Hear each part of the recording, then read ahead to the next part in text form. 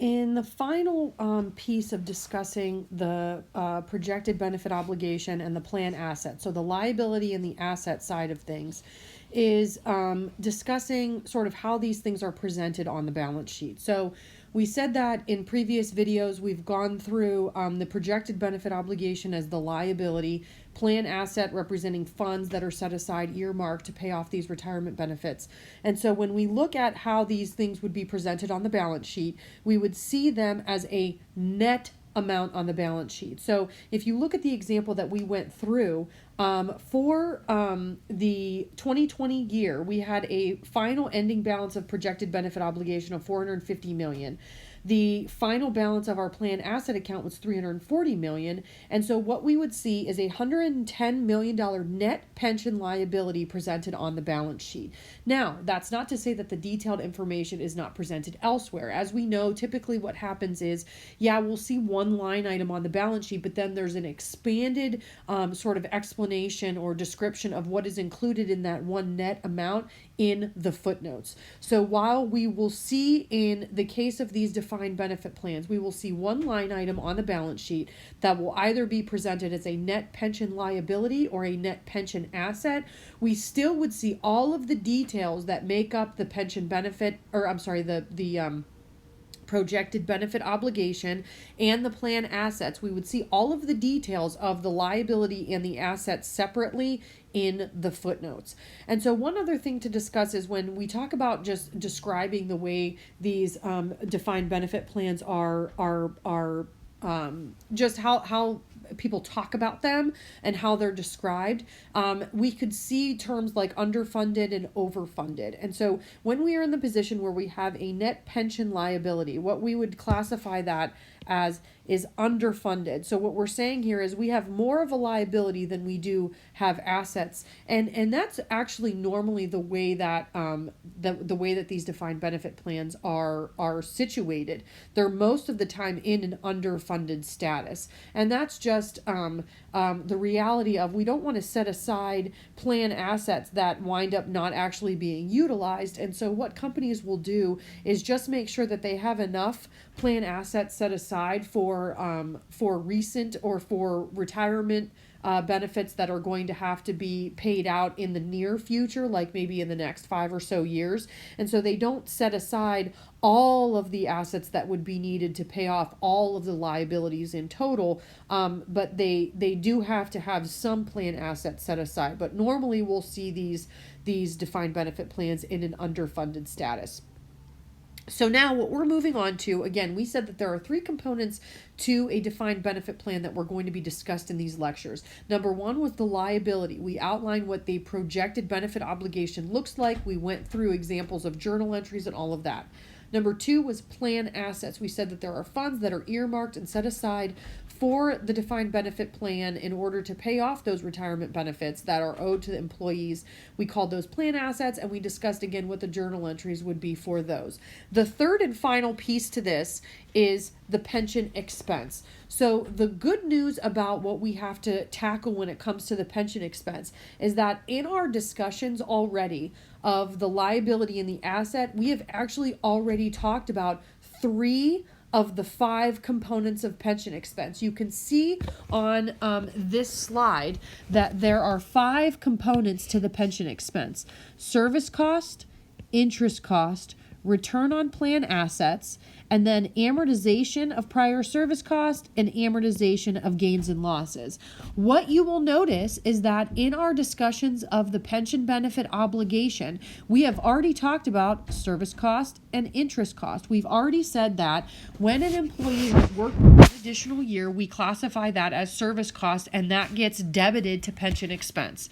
And then we also said that because the employee should have had essentially that amount of money in their pocket from the beginning of the year, they should have been earning interest on that amount. And so we classified that as interest cost, and we again debited our pension expense for that amount. And actually, let me jump over to our Excel spreadsheet so we can kind of look at these amounts, right? So in our discussion of the pension benefit obligation, we said that the the service cost and the interest cost associated with the pension benefit obligation was debited to pension expense. So when we went about doing that, sorry, I'm just making, oh, it's already making the marks. Okay, there we go. When we did that, we debited our service cost, we debited our interest cost to this account called pension expense. And we were able to see that the pension expense, again, was the accumulation of service cost and interest cost. Then when we moved over to plan assets, we said that we actually made a credit to the pension expense for the expected return. So you'll remember from a previous video that we said expected return is recorded to pension expense. And that shows up as a credit to pension expense simply because what we're saying is if we were able to earn a return on our plan asset fund, then that is going to decrease the overall expense that we have related to this defined benefit pension plan. So it becomes a decrease. And if we look at both of those things together, we would be able to say that the net pension expense that we recorded for that period would be a debit of $38 million. So a $38 million pension expense is what we have shown so far in our accounting for this defined benefit plan. Now, if we move over, what we will see is that the other components of pension expense are also going to need to be accounted for. So you can see, though, that's where the color coding comes into play. If I just decrease the size of the entire Excel spreadsheet for 1 minute, you'll see that why I color coded service cost in orange is because you will note that that entry has already been completed. So yes, it appears under pension expense, but that entry has already been accounted for. We already did that entry when we were doing our journal entries for the PBO, so we don't have to do it again. Same thing for interest cost, highlighted in blue. We've already taken care of that entry. Same thing for expected return on plan assets. It's highlighted in yellow because we've already accounted for the expected return when we did the journal entries for plan assets. So as we're working our way through sort of this comprehensive example, we don't want to redo any of those journal entries. We've already done the entries for service cost, interest cost, and the expected return on plan assets. So numbers 1 through 3 in our PowerPoint slide, right? Numbers 1 through 3 have already been accounted for. Service cost, interest cost, and the return on plan assets have already been accounted for in our entries. What we now need to do is account for the prior service cost. So anytime we have prior service cost, what you're going to see is that we will amortize, right? Remember from the beginning that we essentially recorded prior service cost to other comprehensive income. And so what we now need to do is take a portion of that prior service cost that's sitting in other comprehensive income, and we want to periodically amortize part of it into our pension expense. We slowly but surely want to take some of it out of other comprehensive income and put it into our calculation of pension expense. And I'm going to show you how to do that here in a second. Then we're going to do a similar activity for gains and losses. We're going to look at the total of all of our gains and losses over a given period of time, and we're going to decide, do any of those gains and losses that are currently sitting in other comprehensive income, do any of those gains and losses need to be accounted for in pension expense? Do we want to, again, take a little bit out of other comprehensive income and put that little bit into pension expense? We're going to see how we work our way through that in this example. Okay, so this is just, again, describing the parts of the pension expense entries that we've already accounted for. So we have already, in our previous examples and in our previous lectures, we've already accounted for service cost, interest cost, and the expected return on plan assets. So now we're going to take the additional information listed at the bottom of the slide, and we're going to figure out how we need to make journal entries for that information. So in this problem, what we are going to assume is that we have prior service cost, and remember, prior service cost comes about as a result of a change in the pension formula. So in a previous lecture, we went through an example where we changed the pension formula from 1.5% to 1.7%. That change in the pension formula results in prior service cost. So in this example, what we are going to assume is that we had prior service cost of $60 million that was on our books in other comprehensive income And so what we have to decide is, do we want to keep that prior service cost and other comprehensive income, or should a portion of it come out of other comprehensive income and go into our pension expense journal entry? Then we're also going to assume that as of the beginning of the year, we have a net loss. And remember, losses and gains come about as a result of changes in our estimations for the PBO. So we had a variety of different estimations that were involved in calculating the PBO, right? We estimated a discount rate. We estimated future salaries. We estimated retirement periods. We estimated service periods. So all of that, could change over time and could create gains and losses. We also had gains and losses related to our plan assets. So over time, we have an expected return on plan asset and an actual return on plan asset. And so what we may see, and what we saw in our example, was that there was a difference between expected and actual. And so what we accounted for with regard to plan assets were any gains and losses that came about as a result of a difference between expected return and actual return. So in this problem, what we're saying is all of those gains and losses looked at together, all put together at the beginning of this year, was $55 million. We had net losses of $55 million. Okay, so with this information, we now need to look at, again, we already said that there are 5 components to pension expense. We have already gone through 1, 2, and 3 in our previous accounting of the PBO and the plan assets. Now we need to look at numbers 4 and number 5, prior service cost and gains and losses.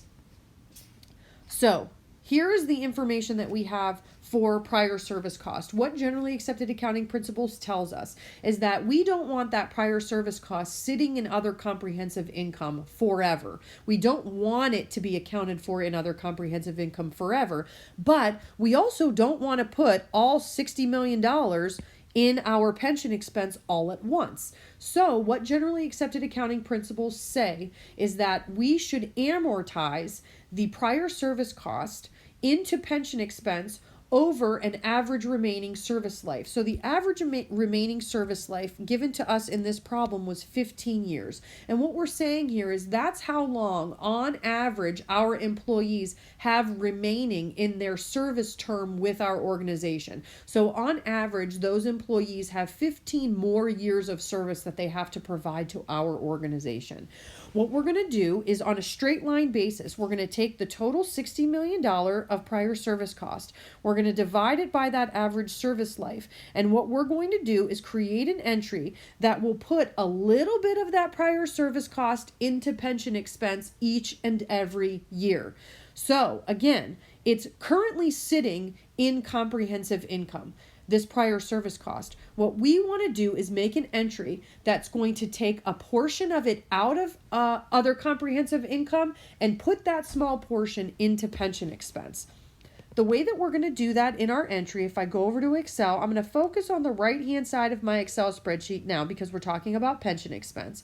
You can see that all of the information that's given to us in the problem is here listed, right? Amortization of prior service cost is going to be $60 million divided by the 15-year average service life. So if I take that 60 million divided by the 15 years, what we already calculated is that $4 million needs to be amortized out of other comprehensive income and put in to pension expense. So the way that we're going to do that is by debiting pension expense and crediting prior service cost, other comprehensive income. So again, what we're doing is taking a portion of that prior service cost out of other comprehensive income. The way that we do that is with a credit. Prior service cost is sitting in other comprehensive income as a debit.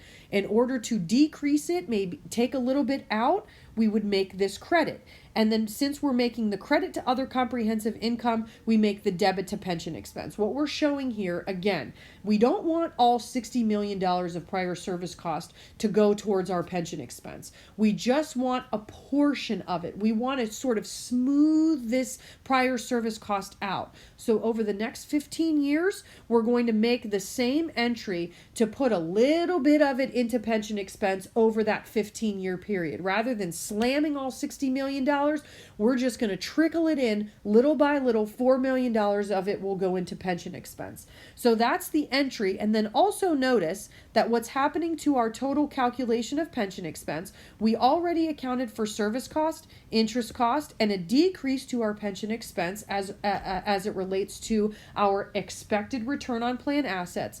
Now what we're showing is that we're also going to increase our pension expense through this amortization of prior service cost. Again, taking the total prior service cost, dividing it by the average service life remaining of 15 years, so that every year we're going to see a little bit of that prior service cost get reported into pension expense. So that's item number 4 when we're talking about the items that are associated with pension expense. Again, item number 1 was service cost, number 2 was interest cost, number 3 was expected return on plan assets, and number 4 is amortizing that prior service cost. So again, at the end of the year, we will take the total amount of prior service cost, we will divide it by the average service life, and that amount is what we will then include as a component of our pension expense going forward. Item number 5 is related to gains and losses. So as we said, we have a variety of different instances where we would have gains and losses because of estimation changes. Those gains and losses are all reported in other comprehensive income as they happen. And so then what we would do is at the end of the period, we would then have accumulated all of those gains and losses into what's called accumulated other comprehensive income. So this is just an accumulation of every one of those gains and losses related to our defined benefit plan, all being put together into one account as a net gain or a net loss. Okay, so as we said in our problem, we have a net, here, let me go back. We have a net loss of $55 million that's given to us in the problem. So what we're saying here is after we accumulate all the gains and losses over the given period of time for our defined benefit plan, the net total is a net loss of $55 million. Again, what generally accepted accounting principles say is that we don't want that net loss sitting in other comprehensive income forever. We don't want it sitting there forever. So what we're going to do is figure out how to amortize it into pension expense.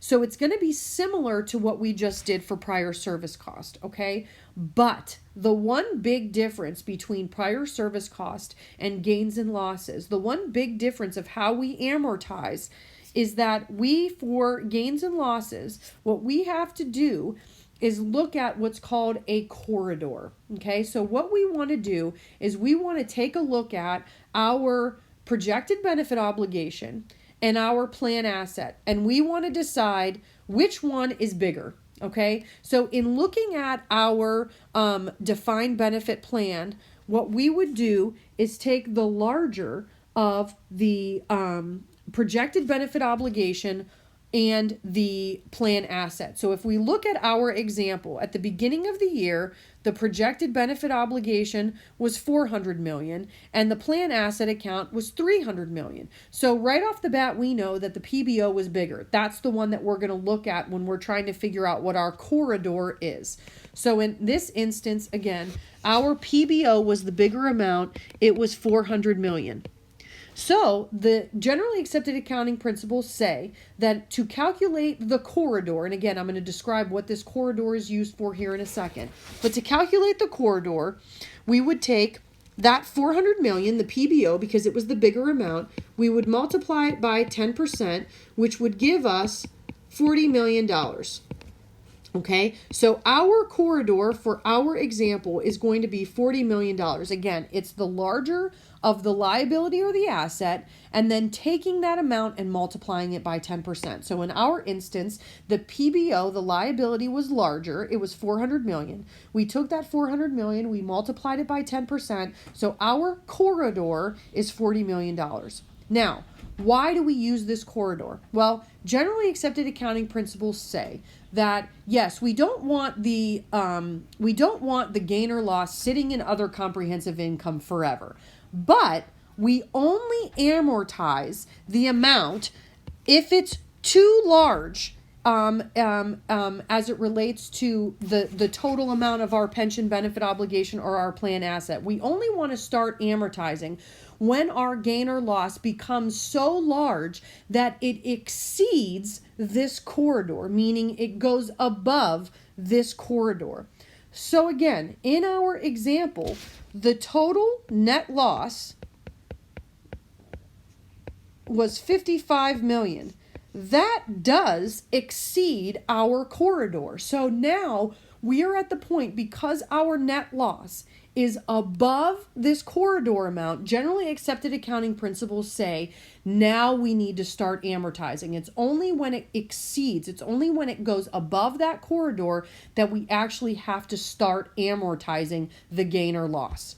So what we're going to find, oh wait, I need to go back. What we're going to find is in our Excel spreadsheet, okay, if we look at the pension expense over on the right-hand side, you will see at the bottom that there is a calculation that shows the net loss of $55 million given to us in the problem, the corridor, which again we calculated as 10% of the liability because the liability was higher, and we're able to see that the amount that exceeds the corridor, the amount that goes above that threshold, is $15 million. Again, if our threshold is $40 million and our net loss is $55 million, well then the amount that exceeds that threshold, the amount that exceeds that corridor, is $15 million.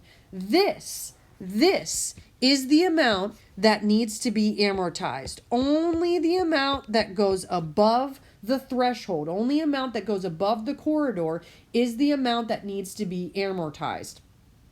So, similar to now what we did with prior service cost. With prior service cost, we took the amount, we divided it by the average service life, and that gave us the total amount that needed to be amortized into pension expense. We do that same calculation here, except we only include the amount that is above the threshold. The amount that is above that $40 million threshold is $15 million. We take that, we divide it by the 15-year average service life that was given to us in the problem, and that gives us the amount that needs to be included in the journal entry and amortized into pension expense.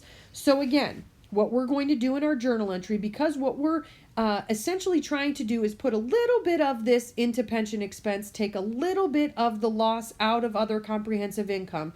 We are going to debit pension expense for $1 million. And again, that $1 million is what we calculated down here. The total amount above the corridor divided by the service life of 15 years. And then we're also going to credit our net loss that is sitting in other comprehensive income, or accumulated other comprehensive income. Because remember, this is the accumulation of all net gains and losses. It's sitting in accumulated other comprehensive income.